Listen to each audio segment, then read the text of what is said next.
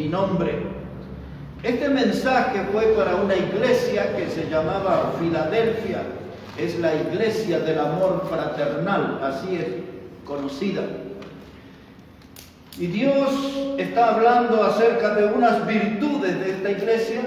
Le dice: tienes poca fuerza, pero has guardado mi palabra y no has negado mi nombre. Poca fuerza. Por eso hoy vamos a estar hablando el tema de la esperanza para una iglesia anémica. ¿Cuál es la esperanza para una iglesia anémica? Nosotros en este tiempo estamos siendo testigos de una decadencia espiritual por todos lados. Eso nos incluye a nosotros. Un debilitamiento espiritual.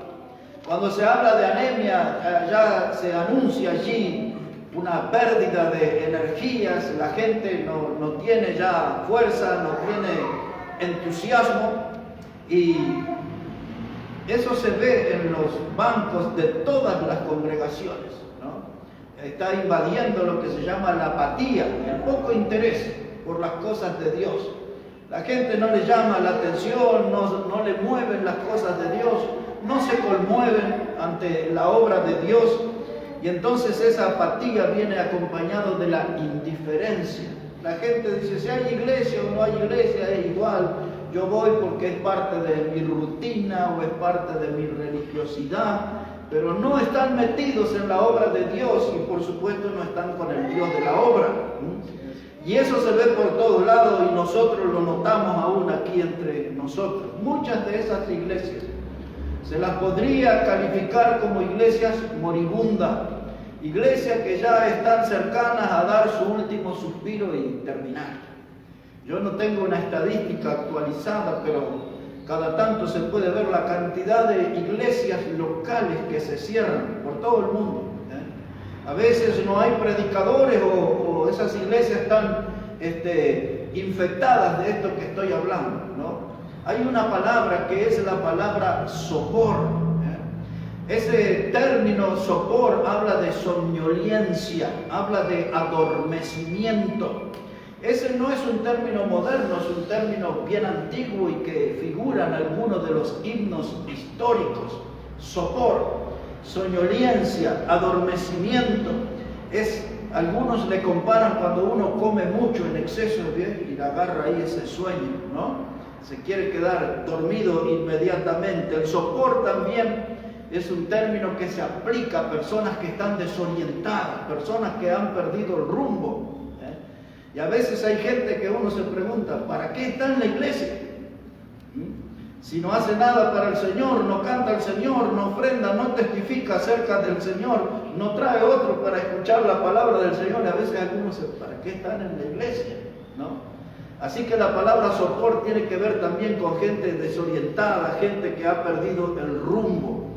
La palabra sopor muchas veces se utiliza para anunciar a alguien que se ha enfermado, y esa enfermedad es lo que precede a un estado de coma. Y así están las iglesias.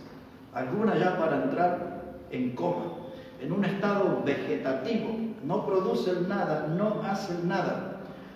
El coro de uno de los viejos himnos, a modo de exhortación, decía ese himno: levántate, iglesia, y sacude el sopor que viene en las nubes, tu amante y Señor. Y eso es lo que nos puede motivar, lo que nos puede sacar del estado de somnolencia, lo que nos puede despertar, es el saber que viene en las nubes nuestro amante Señor, el que murió por nosotros, el que nos compró con su sangre preciosa. Y el escuchar esa verdad es lo que nos puede despertar, ayudar a reaccionar y empezar a hacer algo de la obra que Dios nos encomendó. Amén.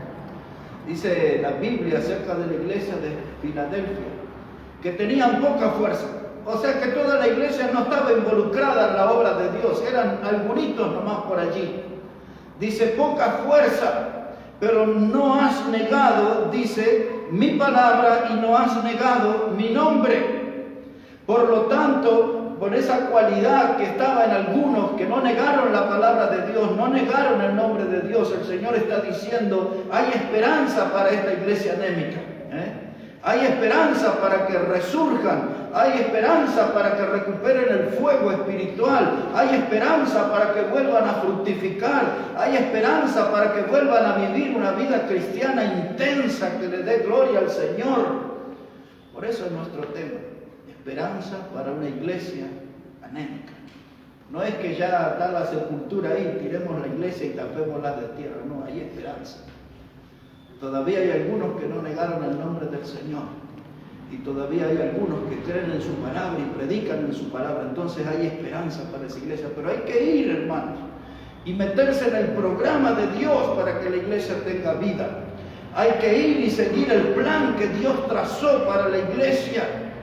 Y eso lo vamos a tratar de recuperar ahora con unos 2 o 3 versículos en el libro de Hechos, para recordarnos cuál es el programa de Dios y cuál es el plan de Dios y en qué tenemos que estar nosotros para tener esperanza de ser una iglesia como la que vemos en la palabra de Dios. El primer texto en Hechos, capítulo 1.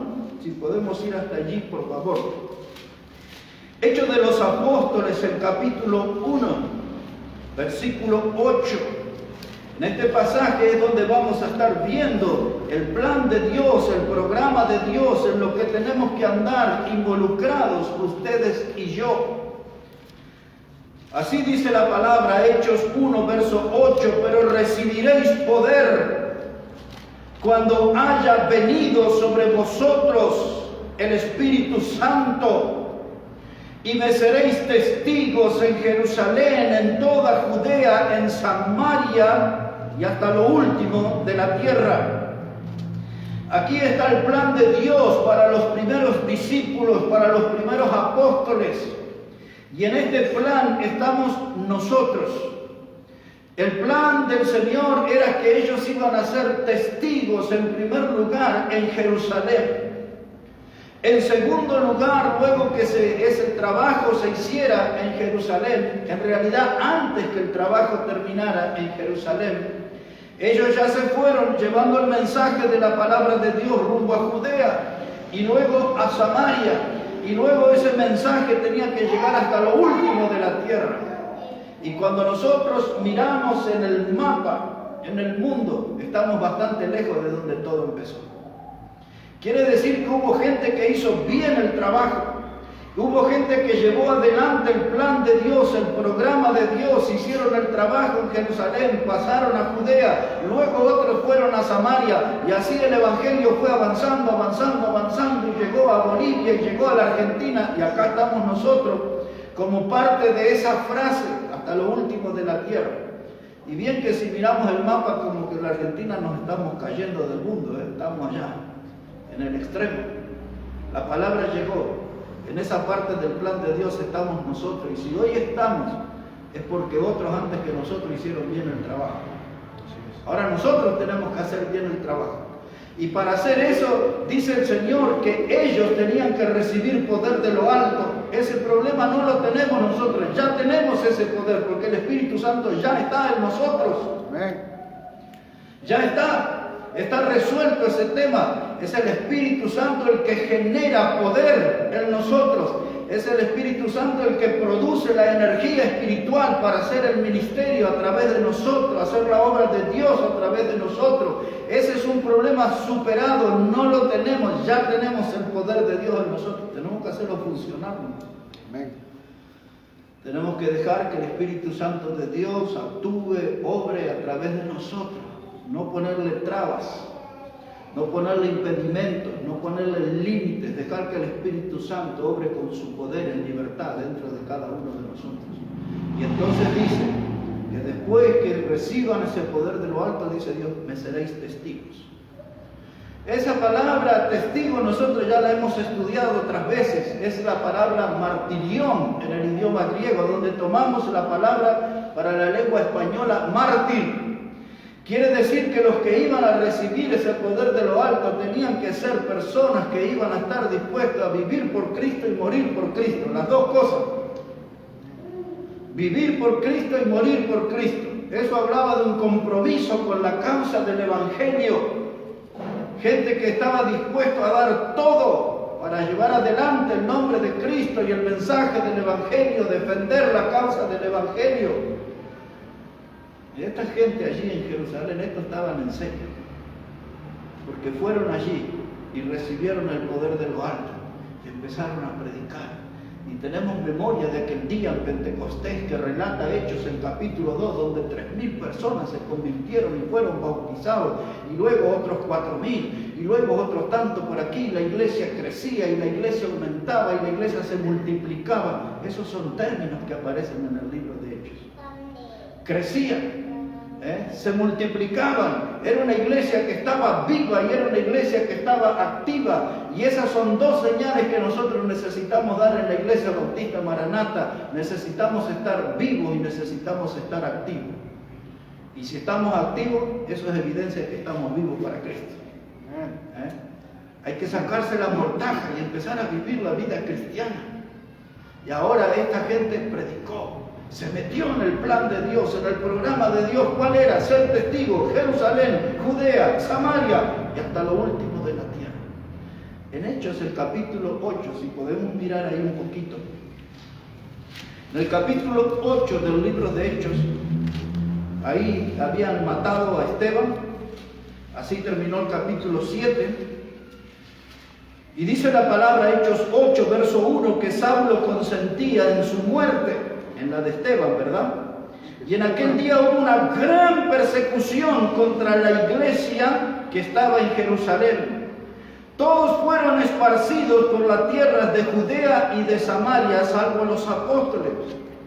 ¿Por qué después de la muerte de Esteban hubo persecución? Porque eso era también parte del plan de Dios, porque esa muerte iba a ser utilizada para la expansión del Evangelio. El diablo pensó que el Evangelio se iba a detener ahí, que ya nadie más iba a comprometerse con la causa del Evangelio, pero le salió mal el plan al diablo, porque la muerte de Esteban motivó a muchos hombres y mujeres, y aquellos hombres y mujeres salieron para dar el segundo paso en el plan, en el programa de Dios. Salieron de Jerusalén y se fueron a Judea, y otros, dice la Biblia, se fueron a Samaria. O sea que el plan de Dios estaba funcionando, el del diablo no. Sí. Pero notó lo que dice el versículo 1 al final. Todos se fueron, salvo ¿quién? Los apóstoles. ¿Por qué no se fueron de Jerusalén? Porque no habían terminado el trabajo. Todavía les quedaba cosas para hacer en Jerusalén. Todavía había tierra por conquistar, almas para conquistar. Habían personas que necesitaban oír el mensaje del Evangelio. Y ellos no iban a salir de Jerusalén hasta que su trabajo hubiese terminado. Pero los otros llevaron adelante el programa de Dios y se fueron a Judea y se fueron a Samaria. En medio de una persecución. En medio de una persecución seguían levantando la voz y hablando acerca de la muerte, de la resurrección y de la salvación eterna que se puede obtener por medio de Jesucristo. Versículo 2 dice: y hombres piadosos llevaron a enterrar a Esteban e hicieron gran llanto sobre él, y Saulo asolaba la iglesia y entrando casa por casa arrastraba a hombres y a mujeres y los entregaba en la cárcel. Pero los que fueron esparcidos iban por todas partes anunciando el mensaje, anunciando el Evangelio. Ese texto es la prueba que el plan del diablo fracasó. La gente no se asustó, la gente no se encerró en sus casas, la gente iba por todos lados anunciando el Evangelio. La muerte de Esteban los motivó a ser más fieles, la muerte de Esteban los motivó a levantar más la voz por la causa de Cristo. Y ahí estaba Saulo asolando, quiere decir que como una bestia salvaje acechaba a los cristianos y los echaba a la cárcel, y muchos de esos después de la cárcel iban a la muerte misma. Pero la gente seguía predicando, porque estaban involucrados en el plan de Dios y en el programa de Dios. Nada los iba a detener. Cuando nosotros no logramos crecer como iglesia, cuando nosotros no logramos alcanzar más personas, es porque ya no estamos metidos en el plan de Dios. Ya no estamos involucrados en el plan de Dios. Porque donde hay acción, hay bendición. Donde hay acción, hay salvación. Amén. Si entre nosotros no hay gente salva, es porque ya no estamos en el programa de Dios, porque el programa de Dios es fructífero, hermano. En todas las edades del cristianismo, en estos 2000 años últimos de historia humana, El trabajo de la predicación del Evangelio dio fruto. Y si nosotros no conseguimos fruto, porque ya no estamos en el programa de Dios. Pero no es que Dios nos sacó, nosotros nos hemos salido. Y necesitamos entrar. Y este mensaje de hoy nos tiene que ayudar. Por eso yo quiero hablar de esto, de que hay esperanza para una iglesia anémica. El capítulo de nuestra historia de la Iglesia Bautista Maranata no terminó. Todavía hay mucho por escribirse. Y todavía debe haber muchos frutos en la historia de nuestra congregación. Aquí en Hechos también, pero el capítulo 13, mire ahí por favor. Hechos el capítulo 13, verso 46. Para que sigamos viendo y entendiendo lo que es el plan de Dios, el programa de Dios. Dice aquí en Hechos capítulo 13, verso 46. Entonces Pablo y Bernabé, hablando con denuedo, dijeron: a vosotros a la verdad era necesario que se os hablase primero la palabra de Dios, mas puesto que la desecháis y no juzgáis dignos de la vida eterna, he aquí nos volvemos a los gentiles. Porque así nos ha mandado el Señor, diciendo: te he puesto para luz de los gentiles, a fin de que seas para salvación hasta lo último de la tierra. Otra parte más, otros hombres involucrados en el programa de Dios. Aquí aparece Pablo, que era el mismo Saulo que perseguía y apresaba a los hermanos en la fe y los conducía a la cárcel y a la muerte. Ahora él se convirtió a Cristo y ahora él era un predicador. Y luego que ya los corazones y los oídos de los judíos se cerraron, dejaron asentado el testimonio, ya no vamos a hablar más con ustedes, ahora vamos a invertir nuestro tiempo en los gentiles, porque esto nos pidió Dios, que llevemos el mensaje de salvación, de vida eterna, a lo último de la tierra. Amén. Y cuando seguimos este libro de Hechos de los Apóstoles, lo vemos a Pablo apareciendo en España. Ahí estaba, predicando la palabra. Y luego el trabajo hacia el sur lo llevaron otros. Otros trajeron el Evangelio a la América Central y este llegó a la América del Sur y llegó a nosotros, pero el programa de Dios fue adelante.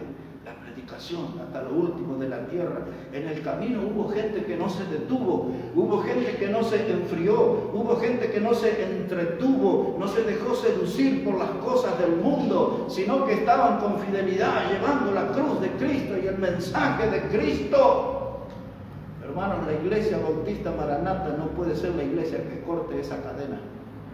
No tenemos derecho a cortar esa cadena. Tenemos que seguir anunciando el Evangelio para que otros sean alcanzados. El trabajo de esos hombres que empezó en Jerusalén no puede morir en esta iglesia. Esta iglesia tiene que producir vida. Esta iglesia tiene que predicar el mensaje y ver almas salvas, y almas sumándose, y almas bautizándose, y almas siguiendo al Señor. Por eso tenemos que meternos en el programa de Dios otra vez y en el plan de Dios y llevar adelante el mensaje del Evangelio. Somos una iglesia que tiene poca fuerza, es la verdad. Me da un poco de vergüenza de decir eso, pero es la verdad. Somos una iglesia con poca fuerza, pero todavía hay esperanza para nosotros. Amén. Porque mientras haya algunos carbones encendidos en medio nuestro, el fuego se puede reavivar. El fuego de Dios puede resurgir, el fuego de Dios se puede potenciar y podremos iluminar a los que están en tinieblas, y ese fuego espiritual de nosotros puede descongelar a algunos que están allí hecho hielo. Nosotros podemos ser luz para los que están en oscuridad. Tenemos poca fuerza, es verdad, pero después vamos a ir a la segunda parte de ese texto. Dice Dios, hay una esperanza para la iglesia de Filadelfia y para la iglesia Bautista Maranata. Todavía hay una iglesia con una puerta abierta. Dice, quiero que pongan atención en esa puerta. Ya vamos a llegar a ver esa puerta. Ya vamos a llegar a ver la segunda parte del texto, pero antes vamos a hacer una escala en la carta de Tito. Si podemos ir hasta allí, capítulo 1, versículo 1. Tito, el capítulo 1 y el versículo 1. Mire cómo dice la palabra de Dios allí, Tito capítulo 1 y el versículo 1.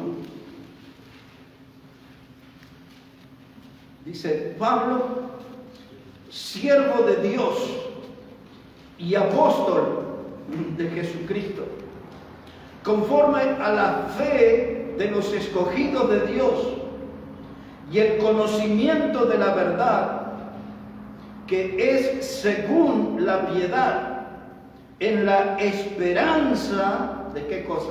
De la vida eterna, la cual Dios, que no miente, prometió desde antes del principio de los siglos, y a su debido tiempo manifestó su palabra por medio de la predicación que me fue encomendada por mandamiento de Dios nuestro Salvador. Lo que a mí me impactó volver a leer en esta mañana es que el versículo 2 habla de la esperanza de la vida eterna. La esperanza de la vida eterna. Y agrega ese texto que Dios es fiel, Dios no miente. La vida eterna es una promesa hecha realidad para todo aquel que cree en Jesucristo como Salvador. Y siendo este regalo tan magnífico, tan sobresaliente, ¿qué estamos esperando para compartir? El regalo de la vida eterna. La Biblia dice, este es un hecho real, porque es una promesa de Dios. Hay vida eterna para el que cree en Cristo. Y Pablo lo reafirma, lo dijo Dios, y Dios no miente. Sí, es. Mire, hermano, ese es el regalo más maravilloso que le podemos dar a otras personas. Amén. Presentarles el regalo de la vida eterna en Cristo Jesús. Dice el texto aquí, el Dios nuestro Salvador. Dice que a su debido tiempo Dios los manifestó por la palabra, por medio de la predicación. Ahí está la salvación eterna, por medio de la predicación. Pero si no predicamos, no va a haber salvo. No hay otra forma que la persona pueda ser salva, pueda ser heredero de la vida eterna, si no es por la predicación. Así que ahí estamos frenando nosotros el plan de Dios. Ahí nos hemos desviado del plan de Dios, porque estamos frente a una iglesia que no predica. Es así de simple.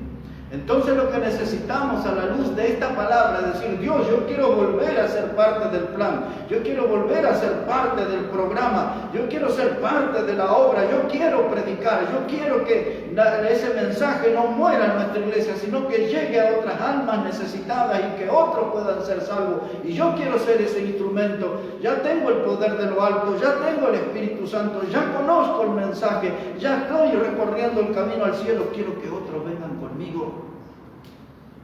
Esa promesa de vida eterna es real. Dios no miente. Y ahora volvemos a pensar en la segunda parte de ese capítulo 3, verso 8 de Apocalipsis. Dice, Dios, eres una iglesia con poca fuerza, pero todavía retienes mi nombre, todavía predicas mi palabra.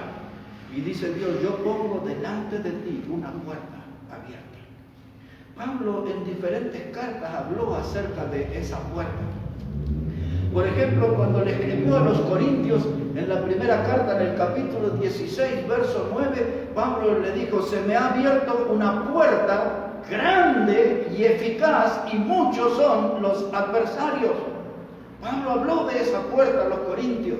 Dice, ahí está la puerta. Es la misma puerta que se le presentó a la iglesia de Filadelfia. Es la misma puerta que está delante de nosotros. Esa es la puerta de la oportunidad para predicar el evangelio a otros. La iglesia del Señor no está encerrada. La puerta está abierta y por esa puerta tiene que salir el mensaje. Nosotros no tenemos que hacer que el evangelio sea un prisionero de esta congregación. Tenemos que darle libertad, que la puerta que está abierta es una oportunidad. Esa puerta abierta que habla Pablo y que habla Apocalipsis es la puerta del campo misionero. Es la puerta que nosotros tenemos que entrar en acción en ese campo como misioneros, predicadores del Evangelio, anunciadores de la gracia salvadora de Dios. Pero en ese texto de 1 Corintios 16, 9, Pablo dice, la puerta está abierta, pero muchos son los adversarios. O sea que está la oportunidad, pero no es fácil. Hay adversarios y hay toda clase de adversarios. Por ejemplo, cuando nosotros leemos en Efesios 6, y versículo 11 y 12, comienza diciendo que nosotros estamos por el peligro de las acechanzas del diablo. Es decir, que el diablo, como una bestia salvaje, o si usted prefiere como un león rugiente, está haciendo un trabajo de intimidación a los hermanos, le está produciendo miedo a los hermanos, y los hermanos no se animan a pasar esa puerta para llevar el evangelio. Como que el diablo nos está frenando y nosotros le estamos temiendo, y no debe ser así. La Biblia dice en Santiago capítulo 4, dice: resistid al diablo y él huirá de vosotros. Solo tenemos que agarrarnos a lo que la Biblia dice. Ahí está la puerta abierta, pero el diablo está en el medio, no nos deja pasar, nos infunde miedo, nos frena. Pero yo tengo que pararme firme y él va a terminar huyendo. Esa es promesa de la palabra de Dios. Hay toda una organización ahí de demonios en Efesios 6, del versículo 12 en adelante. Ahí es donde habla de los principados, de las potestades, de las huestes de maldad que vienen de las regiones celestes. Y hay toda una organización satánica para que nosotros no crucemos la puerta de la oportunidad, la puerta para llegar al campo misionero a predicar. Pablo le escribió a los tesalonicenses, la primera carta, capítulo 2, verso 18, y dice: muchas veces quise ir a vosotros, pero Satanás nos estorbó. Yo les quise llevar el evangelio, les quise llevar el mensaje de salvación, pero Satanás estaba súper activo, nos estorbó, y de un modo a otro nos cortó el paso y no pudimos llegar. Ya sabemos que la puerta está abierta, pero también sabemos que el diablo está trabajando. En la segunda carta a los Corintios, capítulo 2, versículo 11, Pablo dice acerca del diablo, dice que nosotros no debemos ignorar sus maquinaciones. La palabra maquinación es la que se traduce como método, es decir, que el diablo tiene método para infundir temor. El diablo sabe cómo congelar nuestra actividad misionera, el diablo sabe cómo poner freno a nuestros impulsos de servicio, pero hay que pelear con el diablo. Hay algunos que lo sobredimensionan, pero Dios nos promete el respaldo de lo alto para que enfrentemos al diablo y vencemos al diablo y no retrocedamos frente al diablo y no perdamos la oportunidad, porque la puerta está abierta. Y el diablo usa sus demonios, usa sus huestes de maldad, el diablo usa sus obreros fraudulentos, el diablo usa sus falsos apóstoles, el diablo usa sus falsos ministros. Hay muchos instrumentos que el diablo usa para que nosotros no pasemos esa puerta abierta y ganemos alma en el campo misionero. Muchas cosas hace el diablo. El diablo es poderoso, lo es, pero más poderoso es el que está en nosotros que el que está en el mundo. Amén. Eso también es verdad. La Biblia lo asegura. Hermanos, la puerta está abierta para la Iglesia Bautista Maranata. Tenemos que aprovechar esa oportunidad. Hay un campo misionero. Hay un campo misionero y hay almas que allí están perdidas y que necesitamos alcanzar. Volviendo a ese capítulo 3 de Apocalipsis en Filadelfia. Habían hecho un ídolo, un monumento al dios Baco. Baco para los romanos era el dios del vino y también era el dios de los placeres. Alrededor del culto a Baco fue lo que se produjo en la historia, lo que se llamaban bacanales. Eran todas las actividades inmorales, lo peor de la inmoralidad que usted puede imaginar, eso sucedía alrededor del dios Baco, del dios vino y dios de los placeres. Pero pensando en Baco como el dios del vino, esa sociedad estaba aturdida de tanto alcohol. Estaban mareados de tanto alcohol, estaban intoxicados de tanto alcohol.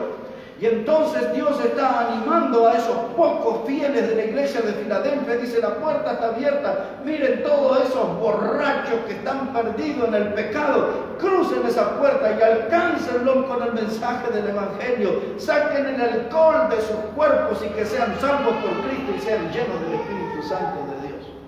Esa era la oportunidad para Filadelfia, pero también para nosotros. Sí, también para nosotros. La puerta está abierta.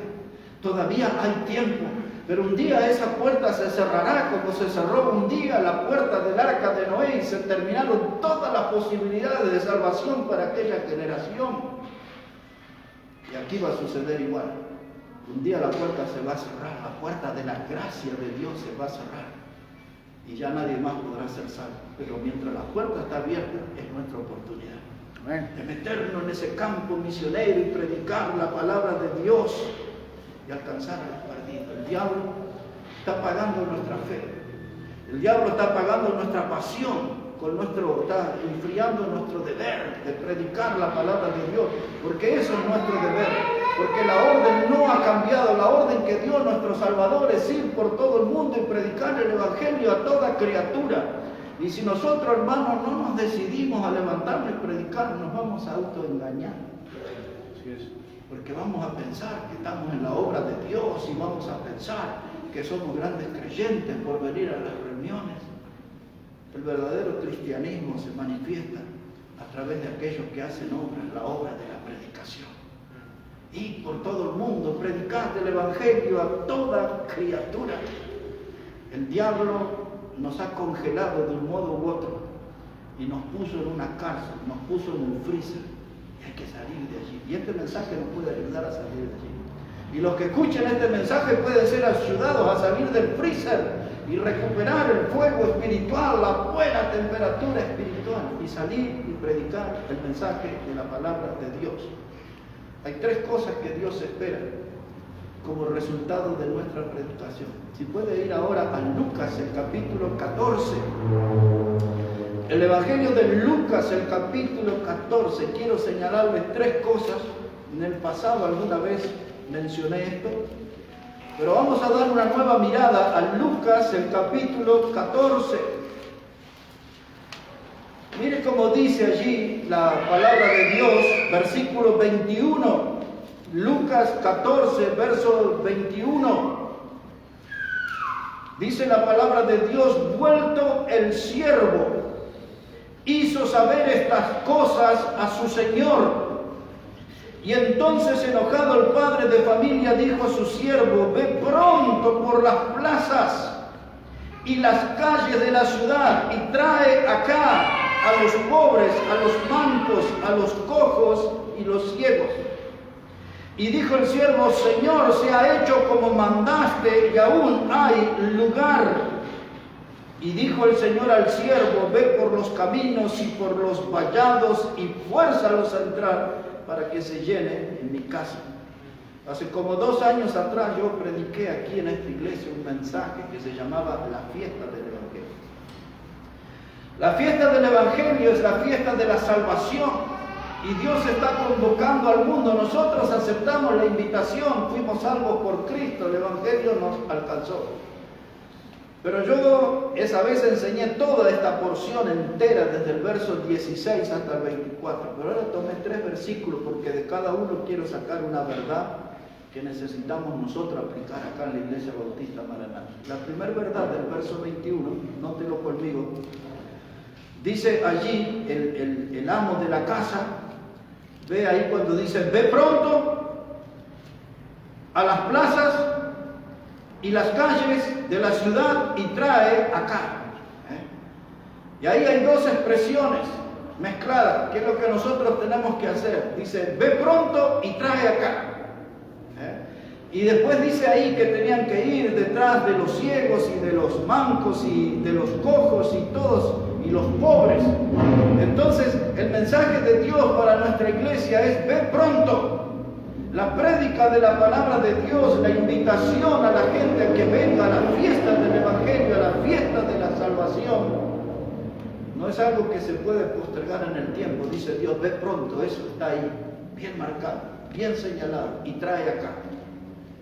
No lo lleve a otro lugar, no lo lleve a un espectáculo, no lo lleve a un lugar de diversión. Tráelo acá, a la casa de Dios, donde está el amo convocando, donde está Dios en persona a través de su palabra, hablándonos. Ve pronto, toma toda esa gente y tráelos acá para que escuchen la palabra de Dios. ¿Estamos haciendo eso? No. Estamos fuera del plan, estamos fuera del programa de Dios. Tenemos que meternos. Urgente, tenemos que meternos. Pero el verso 22, observe la enseñanza. Dice: y dijo el siervo: Señor, se ha hecho como mandaste y aún hay lugar. Aquí nomás en nuestro lugar de reunión damos una mirada y hay bastante lugar todavía. Sí, Eso quiere decir que nuestro trabajo no terminó. Tenemos mucho para hacer. Pues esa es la enseñanza. Ve pronto, trae acá, hay mucho lugar. Toda una perfecta oración se pone. Ve pronto, trae acá, hay mucho lugar. Pero el verso 23, mire la enseñanza. Dijo el Señor al siervo: ve por los caminos y por los vallados, fuérzalos a entrar para que se llene mi casa. Esa es la tercera enseñanza. Y esa enseñanza muestra o revela el deseo de Dios, que se llene mi casa. Amén. Ve pronto, trae acá, hay lugar, se debe llenar la casa de Dios. Ahí está, no hay un discurso en clave, se entiende perfectamente lo que dice. Ve pronto, trae acá, hay lugar, que se llene mi casa. No tiene misterio el mensaje. Dirían en Bolivia, no tienen cómo perderse. No hay cómo perderse. Estamos haciendo esto, ¿no? Que estamos fuera del programa. Tenemos que meternos en el programa de Dios. Eso va a ser bueno para nuestra vida. Eso va a ser bendición para nuestras almas. Eso nos va a poner codo a codo con la victoria. Eso va a poner el gozo en nuestro corazón de estar haciendo la obra al modo de Dios. Algunos de nosotros a veces pensamos que estamos en la obra de Dios. Pero la razón que no estamos, porque no la estamos haciendo al modo de Dios. Tenemos que hacer como Dios nos pide, tenemos que hacer como Dios nos dice, no podemos desviarnos nada de lo que Dios nos trazó. Y ahora yo quiero entrar en la parte final de este mensaje con una pregunta. ¿Dónde estás tú? ¿Dónde estoy yo? ¿Estamos dentro del programa de Dios? ¿Estamos fuera? ¿Dónde estás tú? ¿Estás dentro del programa de Dios o estás fuera? Porque si estamos fuera del programa de Dios, estamos en la misma condición que los que están en la cancha de fútbol ahora. Si estamos fuera del plan de Dios, estamos en la misma condición de los que están en el boliche, en un bar. La misma cosa. Solo que la actividad pecaminosa de ella es más notoria que la nuestra. Pero ¿dónde estamos? ¿Estamos en este programa? ¿Estamos en este plan de Dios? ¿Dónde estás tú? Dos llamados de Dios. Y después de esos dos llamados, un texto final. El primer llamado de Dios está en Génesis capítulo 3. Mira. En Génesis el capítulo 3 y el versículo 8. Génesis el capítulo 3, versículo 8. Cuando llegamos a ese texto, Dios ya había hablado con Adán, Dios había hablado con Eva, le había dicho que no debían de comer de cierto fruto porque ellos iban a morir. Eva entró en desobediencia y se puso en un diálogo con la serpiente, una conversación de la que nunca debería haber participado. Y esa serpiente le engañó a Eva. Esa serpiente es la serpiente antigua, es el mismo diablo y Satanás. Así dice Apocalipsis 12. La serpiente antigua, el diablo, Satanás, el dragón, la misma persona es. Y entonces, después que participa Eva de ese fruto, lo comparte con Adán. Y ahora en el versículo 8 que vamos a leer, ahí aparece Dios en escena. ¿Qué hace Dios? Obsérvelo conmigo. Génesis 3, verso 8. Dice que Adán y Eva oyeron la voz de Jehová, Dios, que se paseaba en el huerto al aire del día. Y el hombre y la mujer se escondieron de la presencia de Jehová. Dios entre los árboles del huerto, ahí se escondieron. Verso 9. Mas Jehová Dios llamó al hombre y le dijo, la pregunta que yo hice, ¿dónde estás tú? ¿Dónde estás tú? Y él respondió, oí tu voz en el huerto y tuve miedo porque estaba desnudo y me escondí. Y Dios le dijo, ¿quién te enseñó que estabas desnudo? ¿Has comido del árbol que yo te mandé? No comías. Esto, hermano, esta escena es casi literal lo que pasa a veces en nuestra iglesia. Dios pregunta, ¿dónde estás tú? ¿Dónde estás tú? ¿Y todos los hermanos que están los domingos acá, dónde están hoy? ¿Dónde están? Están escondidos en algún lado, detrás del televisor, detrás del celular, detrás de la computadora. Andan en alguna, en Olavarría o vaya a saber, por Lugo, en La Ferrera, shopping de San Justo. No sabemos, pero acá no están. Cuando Dios pasa lista, ese himno que cantó, que nos guió el hermano a cantar, cuando ya se pase lista. Es un himno del año 1950, no es tan antiguo. Esa es la historia de un predicador, de un maestro de la escuela dominical. Y un día él vio una niña, estaba allí abandonada, con su ropa toda sucia, rota. Y el predicador le dijo, ¿quisieras venir a la iglesia? Y ella dijo que sí, que quería venir a la iglesia. Y él la trajo. Le consiguió ropa nueva, un sombrerito, la puso bien presentable y la trajo a las clases de escuela dominical. Y la niña participó un tiempo en las clases de la escuela dominical. Y este predicador, este maestro, cada domingo acostumbraba a pasar lista de todos sus alumnos de la escuela dominical. Y uno de esos domingos esta niña no estaba en la reunión. Y entonces, ni bien terminó el culto, el maestro de la escuela dominical se fue hasta donde la niña vivía y la encontró en cama con neumonía. Estaba realmente muy mal en su salud. Y él le dijo, yo hoy pasé lista y tú no estabas. Y la niña tenía neumonía. 10 días después la niña murió. Y este predicador, maestro de la escuela dominical, volvió a su casa y escribió ese libro, pensando en esa niña, que aquel día, en su clase, la niña no estuvo, pero aquel día, cuando allá se pase lista, ella feliz a su nombre va a responder. ¿Dónde estás tú? Es la pregunta. ¿Dónde estás tú? Es la pregunta. ¿Estamos en la obra de Dios? ¿Estamos en el programa de Dios? ¿O qué clase de cristianismo estamos viviendo? Porque hay un programa, no se puede salir de ese programa. ¿Dónde estás tú? Y andamos como Adán, y andamos como Eva, y nos escondemos detrás de un árbol, y nos escondemos detrás de una computadora, y nos escondemos en un paseo, y andamos jugando a las escondidas con Dios, y a Dios no le gusta ese juego. Dios quiere ver a sus hijos en la casa de Dios. La Biblia es enfática cuando dice no dejar de congregarse como algunos tienen por costumbre, y más cuando veis que aquel día se acerca. Esta semana estuve explicando a unas personas ese texto.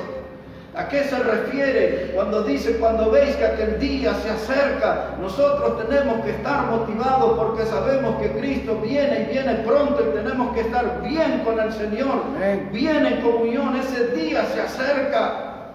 No quiero estar aquí con mi vida enchastrada de pecado, quiero estar bien con el Señor.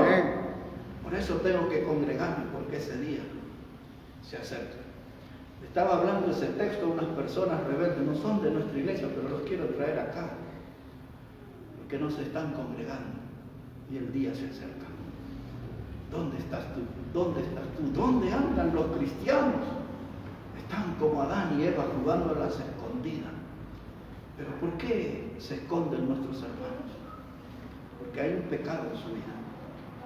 O hay 2, 10, 100, no sé cuántos pecados hay, pero sin duda hay pecado. No pueden resistir estar frente a la santidad de Dios, a la santidad de la palabra de Dios. Y ahí andan. Dice que los hombres no amaron la luz, sino que amaron las tinieblas porque sus obras eran malas. Cuando se abre la palabra y la luz de Dios se enciende en nuestros cultos y la gente no está, es porque están amando más las tinieblas, porque sus obras son malas. Y algunos dicen, no diga eso, porque no podemos acusar a los hermanos. Nadie lo acusa, la Biblia los denuncia. Dice que no están en la luz porque sus obras son malas. No es una ocurrencia mía, la Biblia lo dice. No vienen a la luz porque sus obras están malas. Y Dios anda como en el Edén buscándolo. ¿Dónde estás tú? ¿Dónde estás tú? ¿Dónde estás tú? Que no apareces por los cultos. Y algunos discípulos de Adán y otras de Eva andan ahí detrás de los árboles a las escondidas. Y Dios dice, comieron del árbol que le dije que no hicieron. Participaron de ese fruto, por eso se alejan de mí. ¿Por qué se alejan de la casa de Dios? ¿Por qué no vienen a los cultos? Porque están participando de los frutos del pecado. Y por eso no están delante de Dios. Pero había un hombre diferente en la Biblia, frente al llamado de Dios. Obsérvelo conmigo, Isaías capítulo 6. Isaías, el capítulo 6, versículo 6. Isaías, capítulo 6 y versículo 6. Mire cómo dice la palabra de Dios.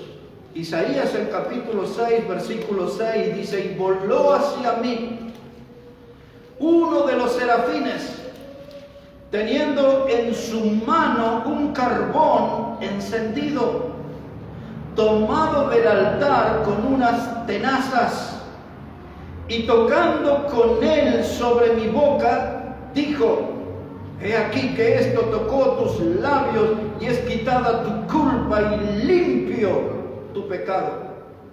Y después oí la voz del Señor que decía, ¿a quién enviaré? ¿Y quién irá por nosotros? Y entonces respondí yo, heme aquí y envíame a mí.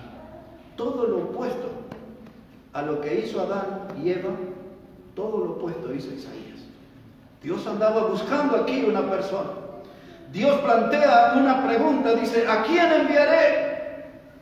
¿A quién enviaré? Y como si fuera un alumno en la escuela que conoce la pregunta o que conoce la respuesta de la pregunta que hace el maestro, levanta su mano, se hace visible. Aquí, yo. Heme aquí, dice Isaías, envíame a mí. Yo no estoy jugando a las escondidas. Yo no estoy escondiéndome en las tinieblas. Yo estoy aquí, Dios, aquí estoy. Heme aquí, envíame a mí. Amén. Pero antes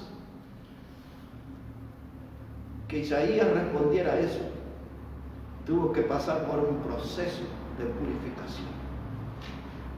Hay ángeles en la Biblia, hay arcángeles, hay querubines y hay serafines. Aquí están los serafines, son una clase de ángeles. Estos serafines eran los que cubrían con sus alas allí el lugar donde Dios manifestaba su gloria. Y dice que el serafín tomó del altar un carbón encendido. Del altar de Dios, un carbón encendido con fuego de Dios. Y ese fuego tocó los labios del predicador. Y hasta que el fuego de Dios no tocó la vida de Isaías, él no pudo entrar en acción.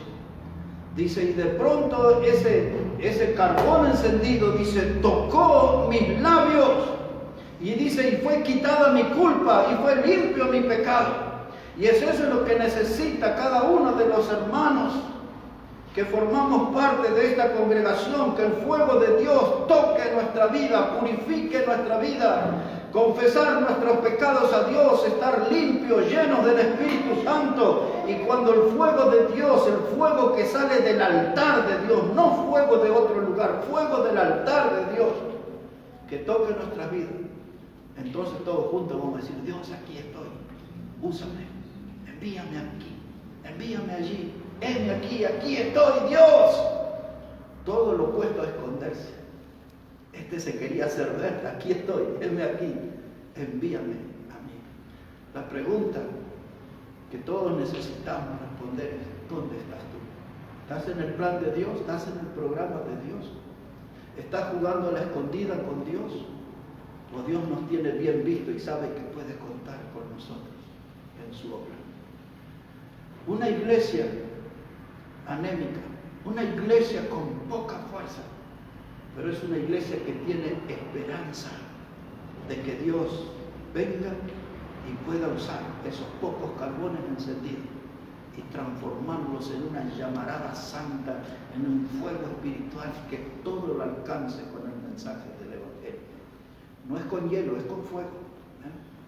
Ese fuego de Dios, ese fuego que sale del altar de Dios, es el que nos puede encender de tal manera que podamos llegar a ser como Juan el Bautista, una antorcha que ardía y alumbraba en su generación. Vamos a terminar leyendo un pasaje en Hechos capítulo 20, verso 24. Y ahí vamos a terminar en esta noche. Hechos de los Apóstoles, el capítulo 20, verso 24. Mire cómo dice la palabra de Dios allí. Es el apóstol Pablo que está hablando. Y dice Pablo, Hechos 20, verso 24, dice: pero de ninguna cosa hago caso, ni estimo preciosa mi vida para mí mismo, con tal que acabe mi carrera con gozo y el ministerio que recibí del Señor Jesús, para dar testimonio del Evangelio de la gracia de Dios. Yo alguna vez prediqué todo este texto, pero dos cosas voy a decir que están al final. Nosotros tenemos que dar testimonio del Evangelio de la gracia de Dios. ¿Lo estamos haciendo? No. ¿Cómo saber? Los resultados están a la vista.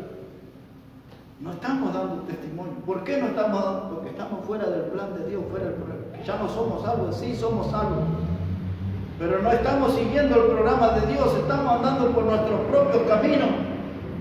Nosotros nos trazamos los caminos y seguimos ese camino, no estamos siguiendo el plan de Dios. De eso voy a hablar un poquito mañana, si Dios lo permite. Cómo estar bien en su camino. Dice Pablo, dice: yo tengo que acabar mi carrera con gozo. No puedo terminar como un viejito amargado. No puedo terminar allí como un viejito frustrado. Yo tengo que llegar al final de mi carrera con gozo. ¿Y qué es lo que va a producir ese gozo? El saber que cumplí con el ministerio. ¿Qué es el ministerio? Es el programa de Dios, es el plan de Dios.